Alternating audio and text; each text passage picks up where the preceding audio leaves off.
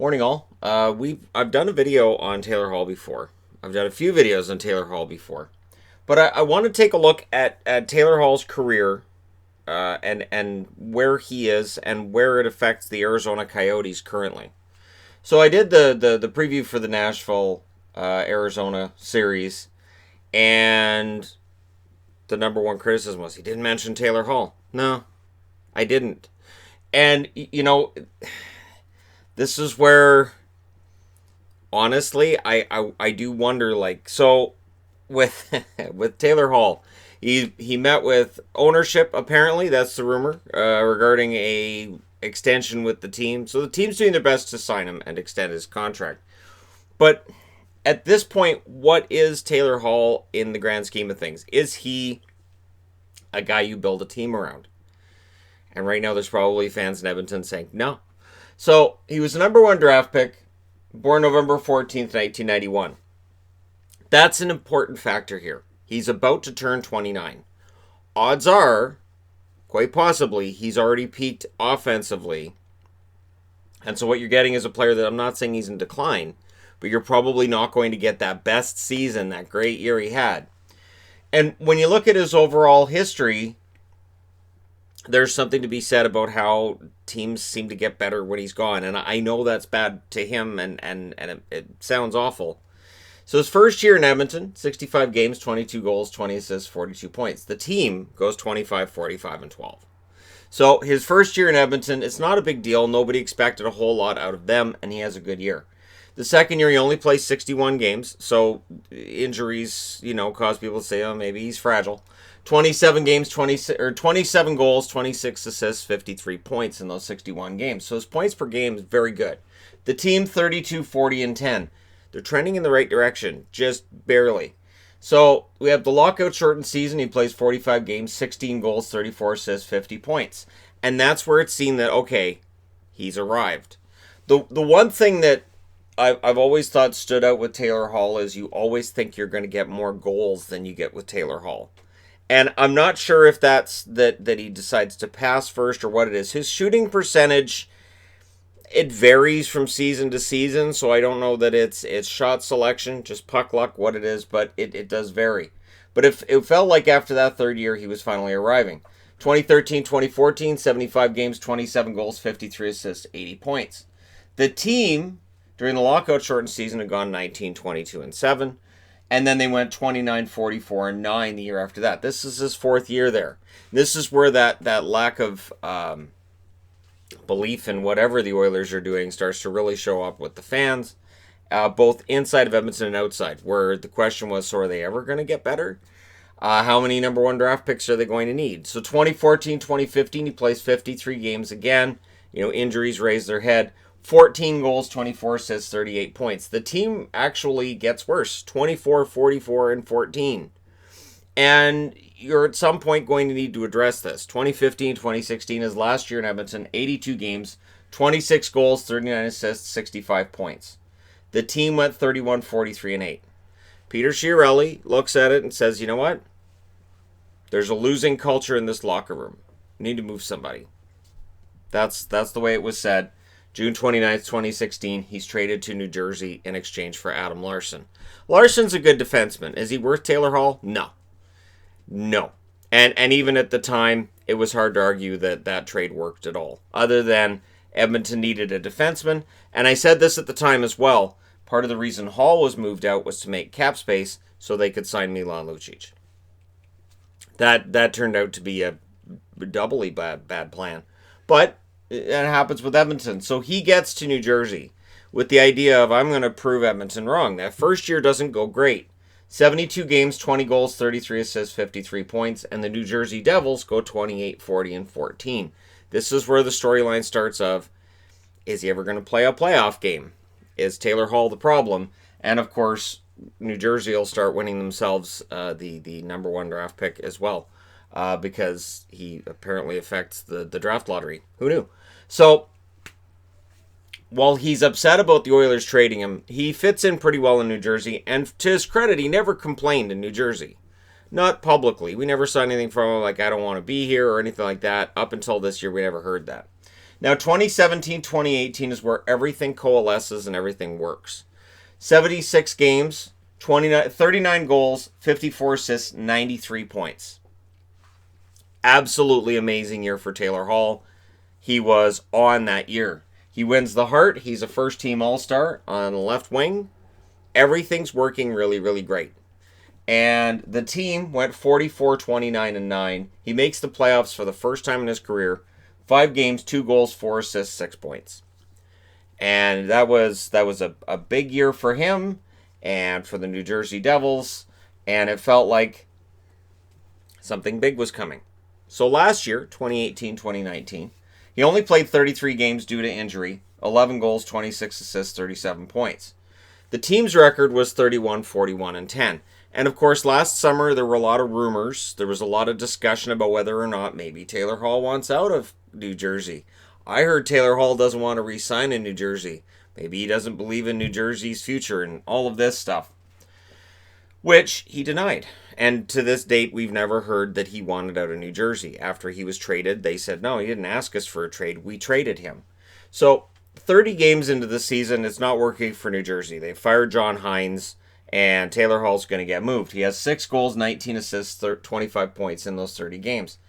And it is underwhelming to have those 6 goals in 30 games. And while Taylor Hall is primarily a passer, it's perceived that he's not going to get New Jersey to that next level, and maybe it's time. Because, of course, his contract is up at the end of this season, if we ever reach the end of the 2020 season, if it ever happens. So they were 10-17-5 at the time of the trade. They send him to Arizona. In Arizona, he had 35 games played, 10 goals, 17 assists, 27 points. Plays 5 more games in Arizona, 4 more goals, 2 less assists. Points per game, pretty close. And I don't know that he was necessarily a huge difference maker in Arizona. And I don't know that he's that guy. I don't. I think that maybe we've overestimated what he might necessarily be for a team. Now, the Arizona Coyotes were 19-12-4 at the time of the trade. And at the time of the trade of him going to Arizona, it was, hey, this team's first in their division, which they were. And this is the team now that's serious. They've added Taylor Hall. They gave up, in order to get him and Blake Spears, Nick Merkley, future, Nate Schnarr, future, Kevin Ball, future. And it wasn't just New Jersey that wanted Kevin Ball either. There were other teams apparently that have been calling about Kevin Ball, and apparently he was a popular prospect. 2020 first-round pick, which is top 3 protected. Didn't seem like it was a big deal at the time, but I laughed and said that's the Taylor Hall asterisk on the trade. Like, oh, if we end up getting the number 1 draft pick, you guys can have it. And at the time, it seemed like, well, that's not going to matter because they were first in their division. 2021 third. It becomes a second if he re-signs with the Coyotes or if they make it to the second round. This does not mean if they win the play-in round that becomes a second-round pick. That means if they get to the second round of the playoffs. Play-ins don't count. So, after that deal, the New Jersey Devils go 18-12-7. After that deal, Arizona goes 14-17-4. So the optics are, oh, he went to Arizona and things got better for New Jersey. He went to Arizona and they went from being the number 1 team in their division to being a team that probably misses the playoffs if we'd gone the full 82 games and had a standard playoffs this year. The question mark really for Arizona at this point is simple. And I think about Buffalo in this. Buffalo last summer had a conundrum. Let Jeff Skinner leave and have those optics look bad because now you've got a guy who scored 40 goals in your team and he's leaving. Or keep him around and take the risk of maybe spending more money on him than you should. And what we're looking at right now with Buffalo is a team that spent a lot of money on Skinner and likely overspent to keep him. It really depends on what Taylor Hall's looking for at this point. Now, with the pandemic and with the flat cap, that might allow them to go to him and say, you know what, you're making $6 million a year. How about we give you 6.5 for 2 years? How about we give you 7 for 3 years? If the Coyotes give him a 2 or 3 year deal, that's great. If they give him a 6 or 7 year deal, that's where you're starting to get into what might be problematic territory. And again, and full disclosure, I'm not a huge fan of the really, really long contracts. I think there are too many of those really, really long contracts. And I think even with the younger players, there's a large risk with some of those really long contracts. So, for the Coyotes, it's not an easy position because this is a team that needs to show for the first time since 2012 that they're on their way up, that they're going to be a team that's in playoffs, that maybe can stay in the playoffs for a while. But what is Hall's value at 52 points in 65 games?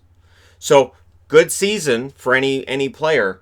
The 16 goals in 65 games tells you that, as a goal scorer, his peak was 39 goals in 2017-2018, and that's probably it. He probably can get you to maybe 27 because he's hit that twice here, 26 here, 16 here. So if you add another 10, right?